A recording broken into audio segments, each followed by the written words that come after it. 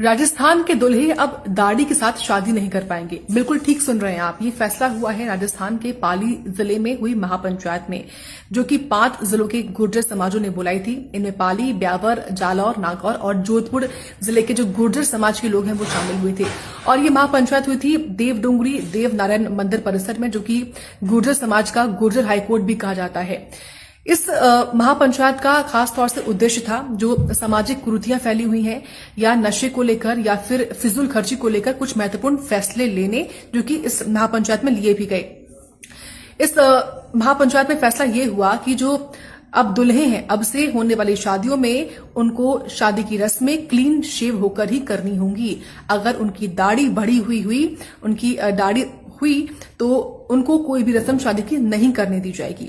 फैसला ये भी लिया गया कि जो मृत्यु भोज है वो बंद किया जाएगा।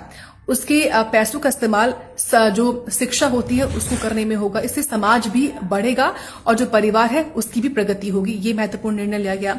साथ ही एक निर्णय ये भी लिया गया कि जो नशे का इस्तेमाल होता है शादी वगैरह में, शादी में या फिर किसी अन्य कार्यक्रम में, सामाजिक कार्यक्रम में, उसमें चाहे वो अफीम हो, चूरा हो, डोडा हो, यानी कि जो नशा है या फिर शराब हो, उसका इस्तेमाल नहीं होगा।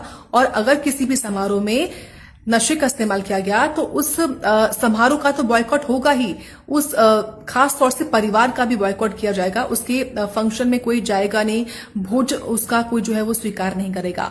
एक तरीके से नशे के प्रति जागरूकता को लेकर भी फैसला लिया गया है। और जो भी व्यक्ति इस तरीके का आयोजन करवाता है जहां पर वो शराब का सेवन करवाता है तो उसके खिलाफ पुलिस में शिकायत भी दी जाएगी। 2.5 लाख रुपए का जुर्माना भी लिया जाएगा।